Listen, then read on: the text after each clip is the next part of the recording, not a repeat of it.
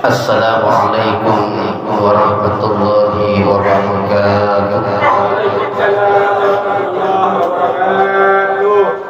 Alhamdulillahilladzi arsala rasulahu bil huda wa dinil haqq liyudhhirahu 'ala ad-dini kullihi wa kafaa billahi shahida. Asyhadu an la ilaha illallah wahdahu la syarika lahu wa asyhadu anna sayyidana Muhammadan 'abduhu wa rasuluhu la nabiyya ba'dahu. Allahumma shalli wa sallim ala sayyidina Muhammadin khairil rahmah wa mimil mulki wa darid dawam as-sayyidil kamilil fatihil khatim adad ma fi ilmika qainun aw qad kana kullama dhamar wa dhakarahu dhakirun wa kullama ghafala an dhikrika wa dhikrihil ghafilun. Salatan wa salaman da'imain mutalazimain wa ala alihi wa sahbihi ajma'in, amma ba'du. Para alim ulama wa alal hafaz, para habaib, akhussu bidzikri ta'ziman wa takriman. Yang mulia guru kita bersama Hadratul Habib Al-Habib Abbas Al-Khirid matta'anallahu fi tuli hayatihi syarif wa ala al-akhas Hadratul Habib Al-Habib Husain bin Habib Mustafa Kamil Ali Drus yang juga kami hormati dan kami ta'zimi, wa ala al-akhas Hadratul Habib Al-Habib Dani Al-Qadri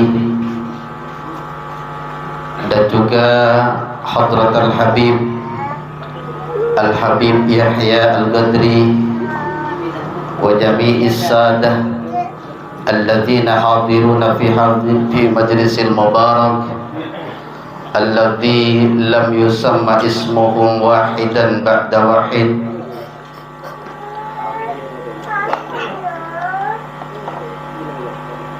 Akramtukum wa tahiyyatuhum ila jami'il hadirin. Para asatid alal akhas al-Ustadz Salamat wa jami'il asatid alladzina hadiruna fi hadhil majlisil mubarak. Para sesepuh yang tidak bisa saya sebutkan namanya satu persatu, namun insyaallah tidak mengurangi dari rasa hormat dan ta'zim kami. Alhamdulillah, pada kesempatan kali ini kita oleh Allah Subhanahu wa taala diberikan kesempatan untuk bersama-sama menghadiri acara milad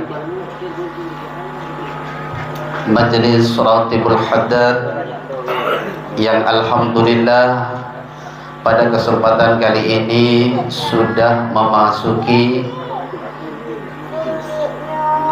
tahun ke-10, insyaallah kurang lebihnya segitu. Mudah-mudahan dengan berjalannya waktu, Majlis Hayya 'alal Falah atau Ratibul Haddad ini senantiasa oleh Allah Subhanahu wa taala dijadikan majlis yang istiqomah, yang selalu memberikan manfaat terhadap khairun nas anfa'uhum linnas, selalu memberikan manfaat terhadap manusia, khususnya terhadap semua para jemaah Ratibul Haddad. Hadirin mustami'in rahimakumullah, pada kesempatan kali ini, lebih tepatnya saya bukan mau berceramah, ya. Saya bukan mau berceramah karena yang hadir ini lebih alim daripada saya. Cuman insya Allah kami akan sedikit menyampaikan tentang biografi Sahibul Ratib, yaitu Al-Habib Abdullah bin Alawi Al-Haddad. Jadi lebih tepatnya pada kesempatan kali ini kami akan lebih mengenalkan tentang biografi Al-Habib Abdullah bin Alawi Al-Haddad Sahibul Ratib. Seperti halnya pepatah mengatakan, tak kenal maka tak sayang, tak sayang maka tak akan cinta. Apabila tidak ada rasa cinta di dalam hati, maka insya Allah tidak akan ada rasa kecemburuan dan perjuangan untuk beliau. Maka pepatah ini sering kita dengarkan, bahkan sudah sangat ngetren mulai dulu. Padahal ini pepatah diambil dari surah Al-Mu'minun ayat ke-69, yang mana Allah Subhanahu wa ta'ala pernah berfirman, kata Allah, am lam ya'rifu rasulahum fahum lahu munkirun.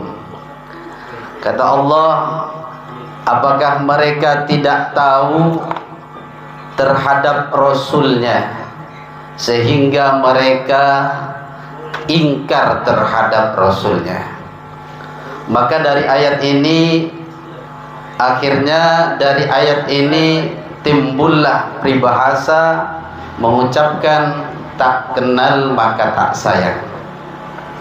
Maka dari itu, pada kesempatan kali ini melalui acara Milad Ratibul Haddad, kami akan sedikit lebih mengenalkan lagi tentang biografi guru kita bersama, pemimpin guru kita bersama, yaitu Al-Habib Abdullah bin Alawi Al-Haddad, yang sering kali baca rotibnya setiap malam Selasa khususnya.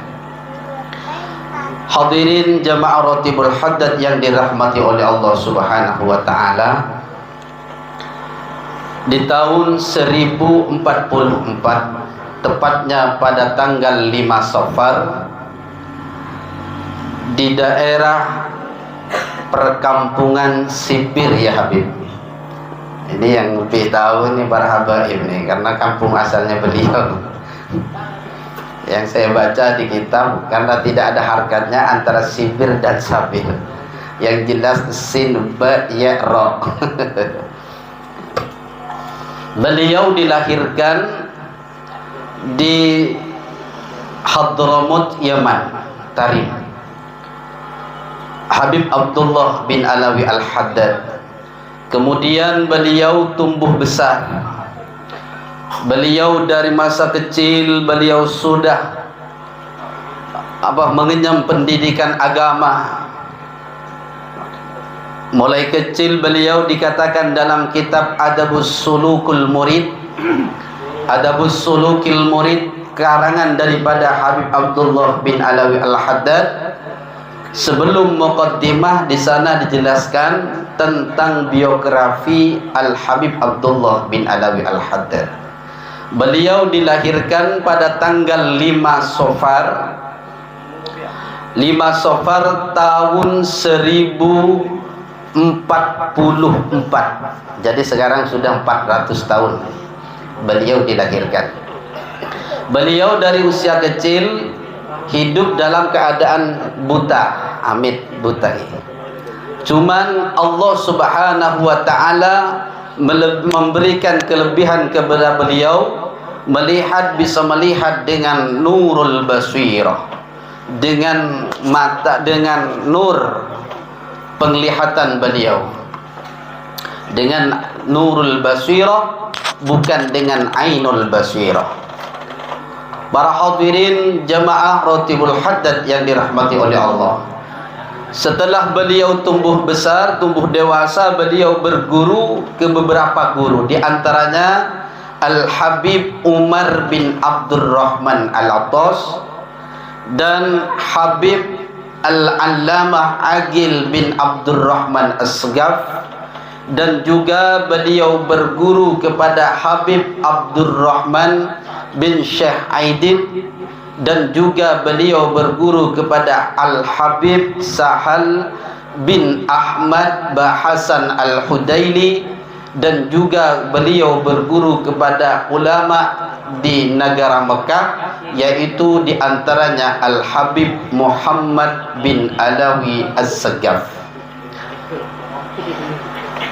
Beliau-beliau ini adalah salah satu di antara guru-guru Al-Habib Abdullah bin Alawi Al-Haddad.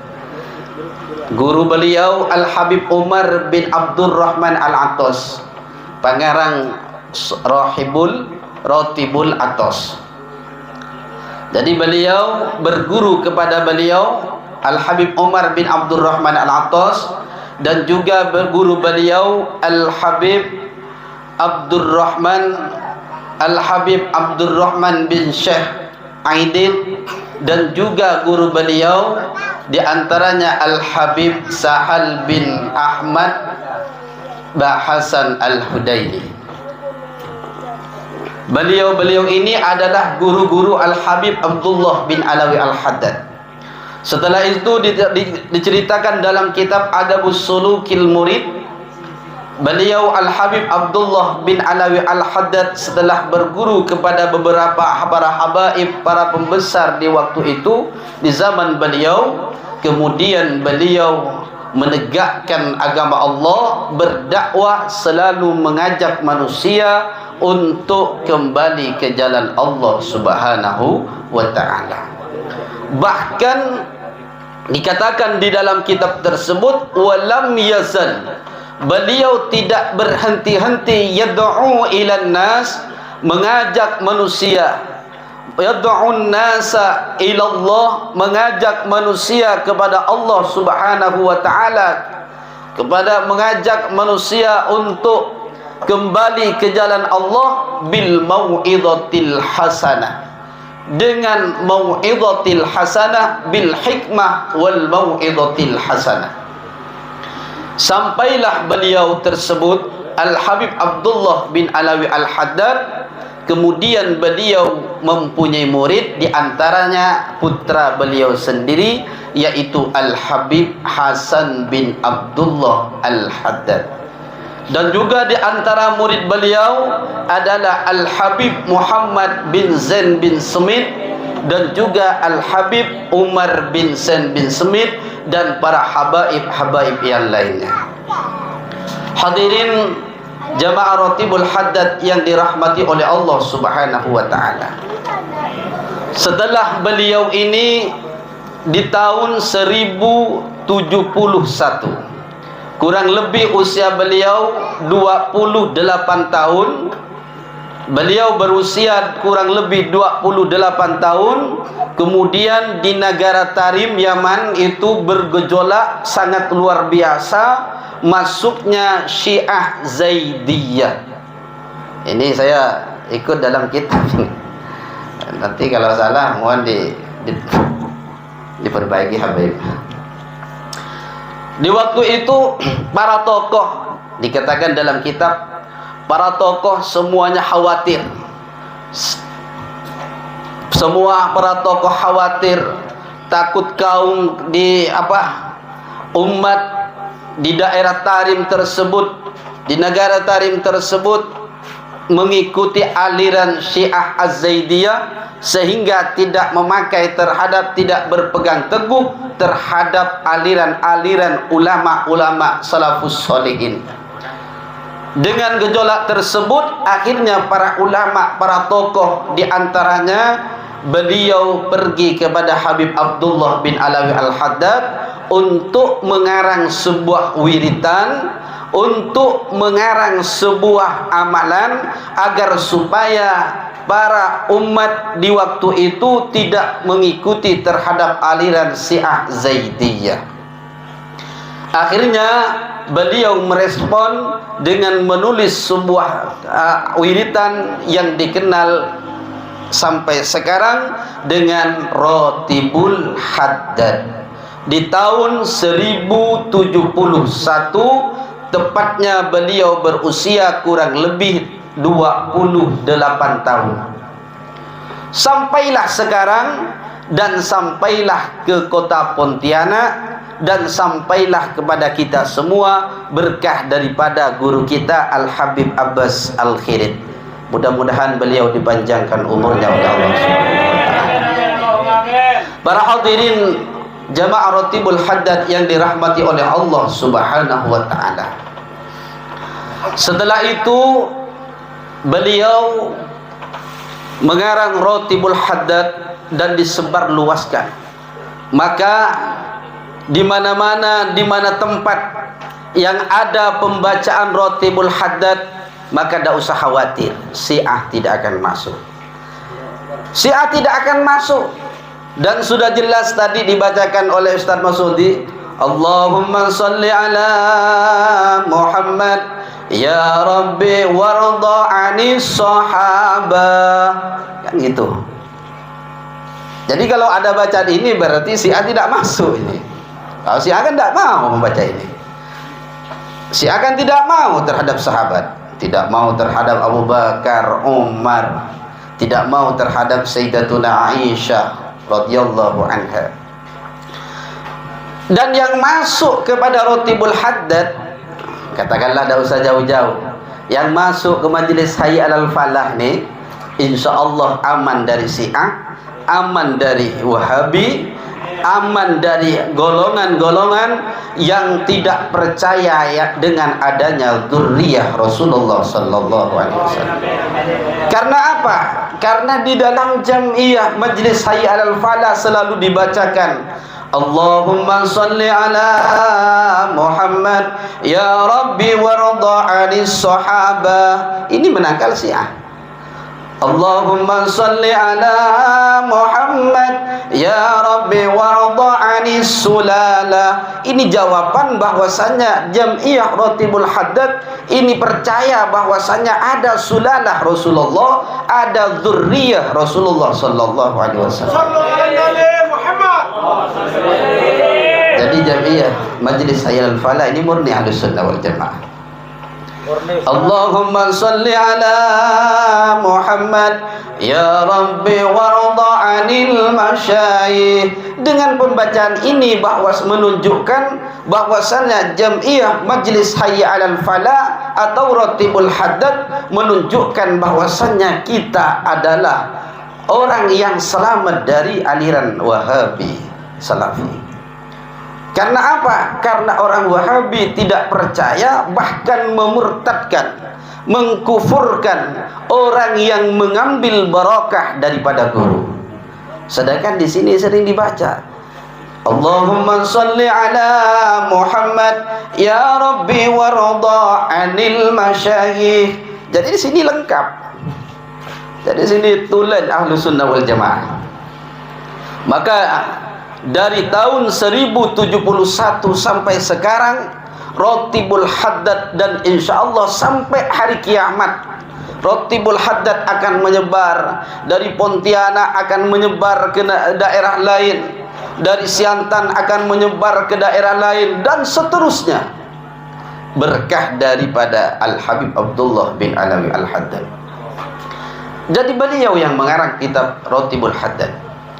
Beliau bukan hanya mengarang Ratibul Haddad, dikatakan di dalam kitabnya banyak banyak karangan beliau, karya beliau, di antaranya yaitu kitab Nasaihid Diniyah wal Wasayal Imaniyah, di antaranya kitab Da'watut Tammah, di antaranya kitab Adabus Sulukil Murid, di antaranya yaitu yang kita sering baca setiap malam Selasa, yaitu Ratibul Haddad, dan banyak kitab-kitab yang lain, Risalatul Muawana, dan kitab-kitab yang lain.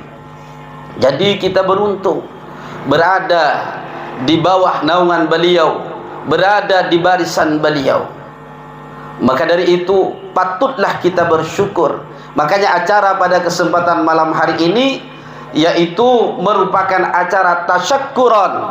Yang pertama, bersyukur kepada Allah Subhanahu wa taala karena Allah memberikan kesempatan kepada kita untuk berada di barisan beliau Habib Abdullah bin Alawi Al-Haddad.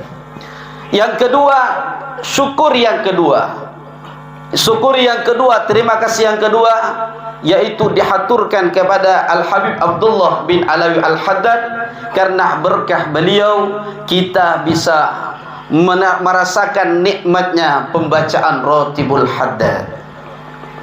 Yang ketiga, kita berterima kasih yang sebesar-besarnya kepada beliau Al-Habib Abbas Al-Khirit karena beliau pertama kali yang membawa Ratibul Haddad, mengenalkan kepada kita sehingga sampailah saat ini dan terbentuk nama majlis Hayya 'alal Falah.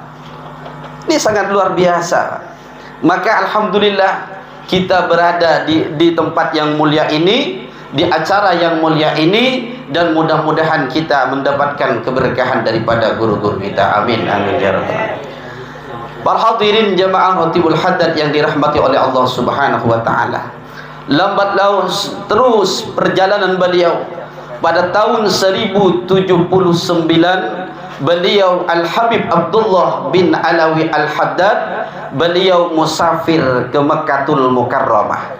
Sambil beliau melaksanakan ibadah haji dan ziarah kepada kuburan datuknya yaitu Sayyidul Kaunain Wassaqalain Nabiyuna Muhammad sallallahu alaihi wasallam. Di waktu itu setelah beliau ziarah, beliau ijtima' bi ulama'il haramain. Beliau berkumpul bersama ulama haramain di waktu itu dan beliau mendapatkan sanjungan daripada ulama-ulama Mekah. Dengan kealimannya beliau, kewara'annya beliau, walam yazal, beliau tidak henti-hentinya selalu mengajak manusia da'iyan ilallah wa rasul. Beliau selalu mengajak manusia mengenalkan Rasulullah sallallahu alaihi wasallam hatta wafatuhu, sehingga wafatnya beliau. Wafat beliau. Ini yang namanya ini biografi. Jadi sampai wafatnya ceritanya.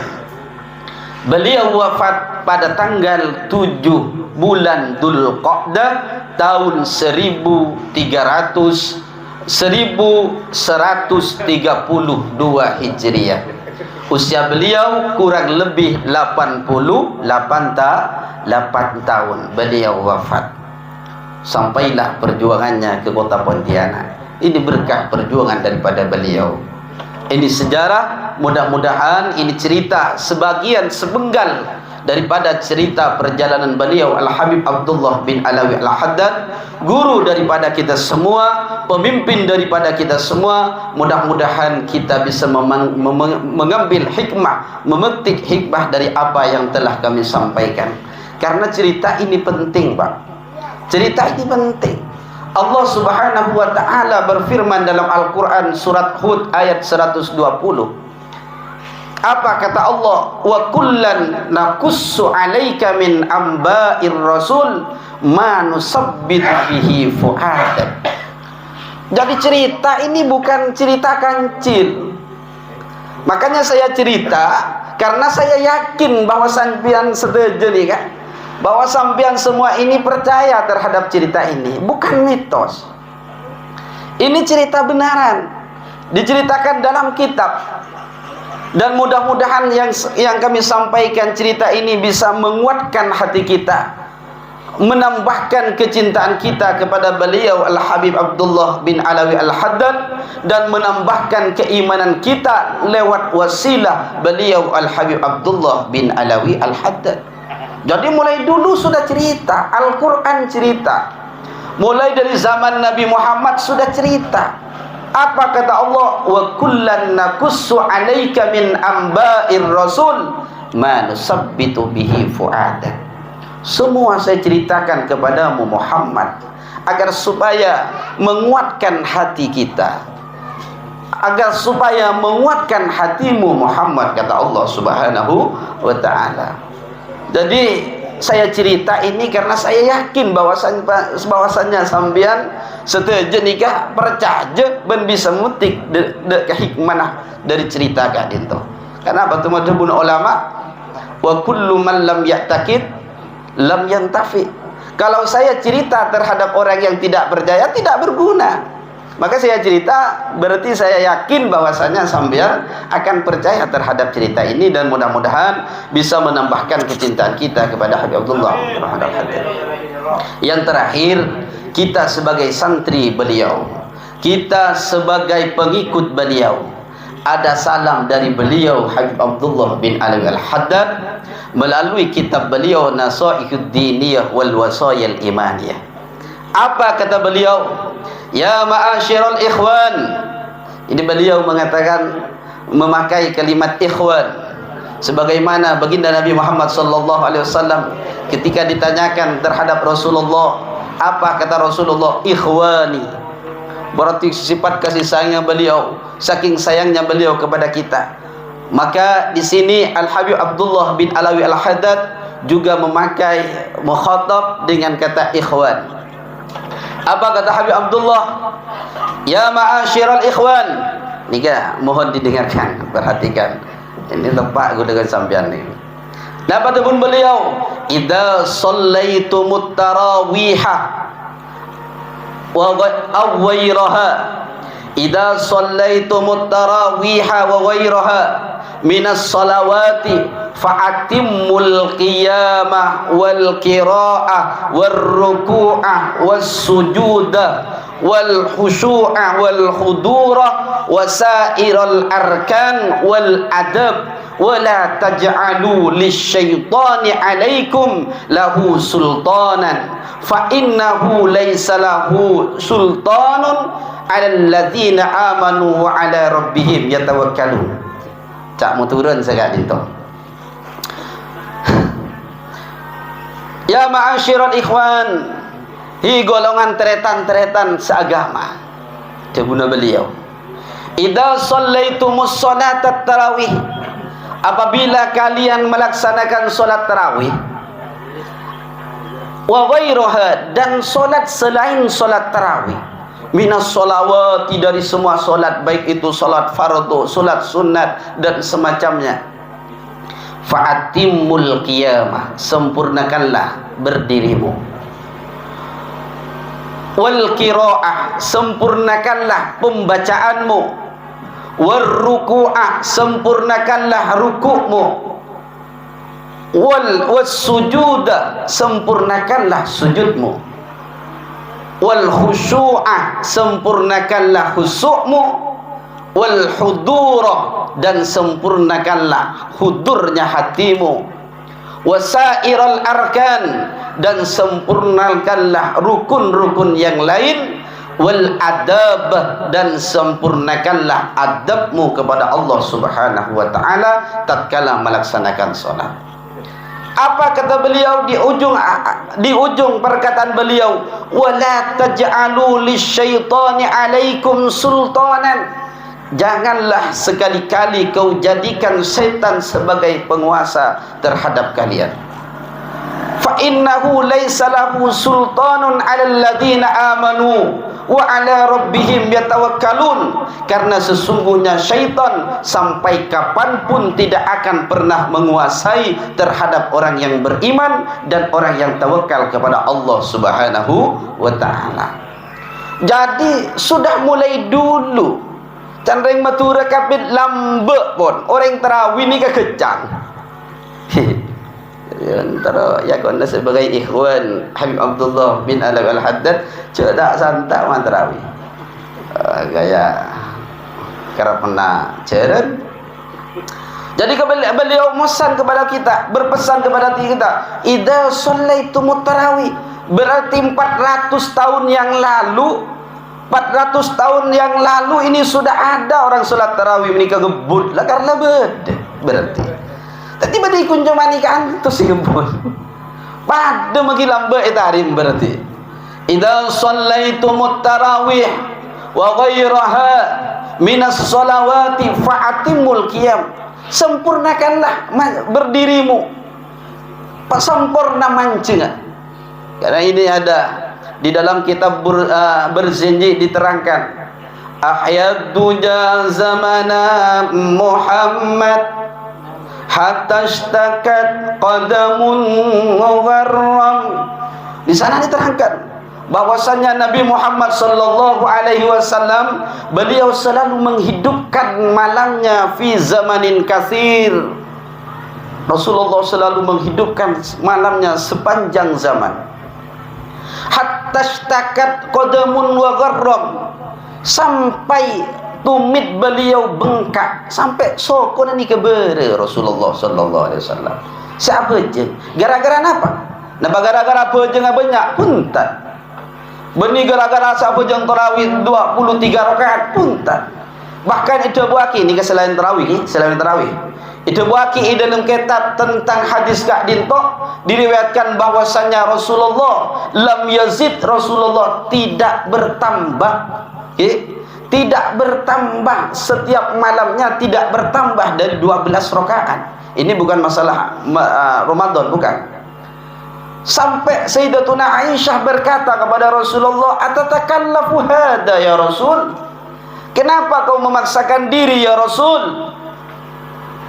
Kenapa kau memaksakan diri sampai tumitnya bengkak? Sedangkan engkau, kata Rasul, kata Sayyidatuna Aisyah radhiyallahu an, qad wafarallahu laka ma taqaddama min dzambik wa ma ta'akhkhar. Sedangkan engkau sudah diampuni oleh Allah Subhanahu wa taala dosa yang berlalu, dosa yang akan datang, dijamin masuk surga. Kok engkau solat sampai tumitnya bengkak? Ada apa ya Rasul? Atatakallafu hada? Apakah kau memaksakan ya Rasul? Apa kata Rasulullah sallallahu alaihi wasallam? Rasulullah tidak marah. Rasulullah tidak mengikuti perkataan Sayyidatuna Aisyah. Namun Rasulullah menjawab kepada Sayyidatuna Aisyah, "Afala akuna abdan syakura?" Apakah tidak pantas saya menjadi hamba yang bersyukur kepada Allah? Sehingga beliau tumitnya bengkak. Itu buaki dalam kitab Ka'din itu dalam riwayat tersebut. Kenapa Rasulullah kok tumitnya bengkak? Bukan karena banyaknya solat beliau, akan tetapi karena abid mancing beliau dalam solat. Maka Sayyidina Habib Abdullah bin Alawi Al-Haddad beliau berpesan kepada kita di dalam kitab Nasaihid Diniyah wal Wasayal Imaniyah. Apa kata beliau? Fa'atimmul qiyam wal qiraah. Bacaannya, Fatihahnya disempurnakan, berdirinya disempurnakan, rukuknya disempurnakan, sujudnya disempurnakan, dan rukun-rukun yang lain disempurnakan, dan adabnya disempurnakan. Karena paling besarnya tipu daya syaitan adalah menggagalkan orang beramal baik. Itu kata Habib Abdullah bin Alawi Al-Haddad. Makanya mulai tadi saya membahas kitabnya beliau, biar nambah kecintaan kita kepada beliau. Jadi itulah beliau. Jadi ini merupakan pesan daripada beliau bahwasanya solat tarawih ke solat apapun, sekalipun solat tarawih cek tak santa. Ya muntara pakai ya aku sebagai pengikut Habib Abdullah bin Alawi Al-Haddad. Tak boleh ikut malam sesata ke orang yang boleh. Kan saya ingat lober pun tak cepat mun tak kene beli kayak konten-konten mata pena tabbat yada abil habi wa tab dan tinggal ke siapa Dulmawi itu lemarin dulu nambah lakukan dulu ban sambian ingat demi tabbat pada mari apa jeng mi apa jeng boleh bu ni kagak bun merleke ya kan bigoy balik jong mun tak balik ku bener apa jeng tarawih lagi. Jadi yang penting sempurna, sekalipun tak terlalu abid, yang penting sempurna. Ini wasiat daripada Habib Abdullah bin Alawi Al-Haddad. Dan kata-kata Al-Haddad ini tahun kemarin itu pernah saya bahas. Gelar daripada Al-Haddad ini saya menemukan dalam kitab bahwasannya beliau lam yakun haddadan. Beliau bukan tukang pandai besi. Kalau Rudi dipanggil Al-Haddad masih wajar, karena orang-orang kulas. Tadi lam yakun haddadan, bukan berarti Imam Abdullah itu tukang pandai besi, bukan. Namun satu waktu, ini ada dua versi yang saya dapatkan dalam kitab.